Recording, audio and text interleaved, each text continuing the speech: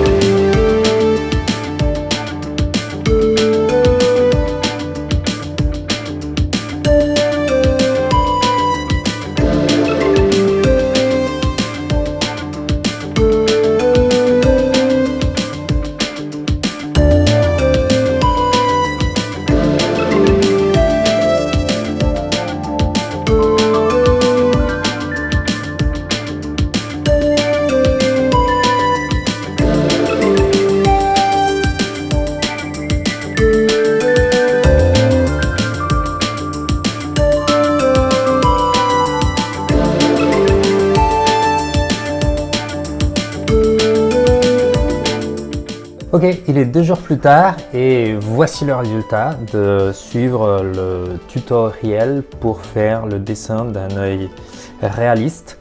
Alors regardez, je pense que moi je ne dessine jamais, je ne suis pas, comme je disais, je crois que le résultat n'est pas mauvais du tout, sauf que c'est pas totalement réaliste. Quoique en comparaison avec le premier dessin que j'avais fait, c'est mieux. C'est beaucoup mieux, ça a changé. Et je dois dire que bon, je n'avais pas les bons outils.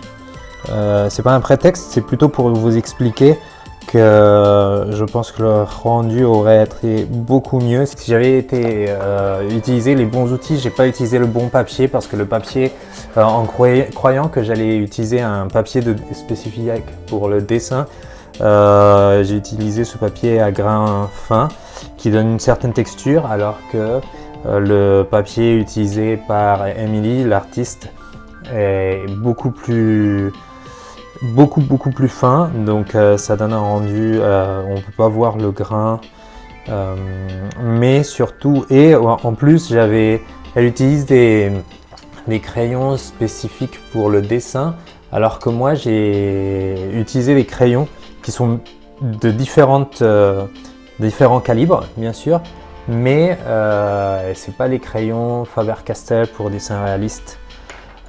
Donc j'ai pas voulu le faire, j'ai utilisé le stomper, j'ai utilisé le crayon, la gomme crayon, et ça c'était pas mal du tout, mais j'ai pas voulu utiliser les crayons Faber-Castell parce que je voulais vraiment faire le test de voir si c'était la technique, si ça dépendait beaucoup des outils. Et ce qu'on peut voir, c'est pas tellement les outils. La conclusion, c'est qu'une fois que tu fais les traits et puis tu fais le stomper, à nouveau, ça aide à d'une certaine façon dire, l'inscrire dans des couches qui paraissent très collées les unes à les autres, comme dans la nature. Et c'est ça ce qui donne l'idée du dessin réaliste, qu'on voit pas exactement où commence et où finit un trait, même s'il y a beaucoup de contraste entre quelques-uns et entre les formes, comme par exemple ici dans l'iris, il y a beaucoup de contraste, et bon, le reflet bien évidemment, et je dois dire que j'accepte que les reflets, c'est bien sûr ce qui donne, à mon avis, l'effet de vendre le réalisme, de sentir pas simplement qu'on est en train de dessiner quelque chose qui est ici, sinon toute l'idée qu'il y a un monde autour qui se reflète dans les yeux. Ça c'est très beau à mon avis. Donc voilà, je vous laisse. Finalement, faites, si vous aimez dessiner et vous ne savez absolument pas le faire et vous croyez que vous ne pouvez pas faire ça, suivez le tutoriel de Emily, je vais laisser le lien en description, et vous allez voir, vous pouvez absolument dessiner comme ça, de rien. À la prochaine.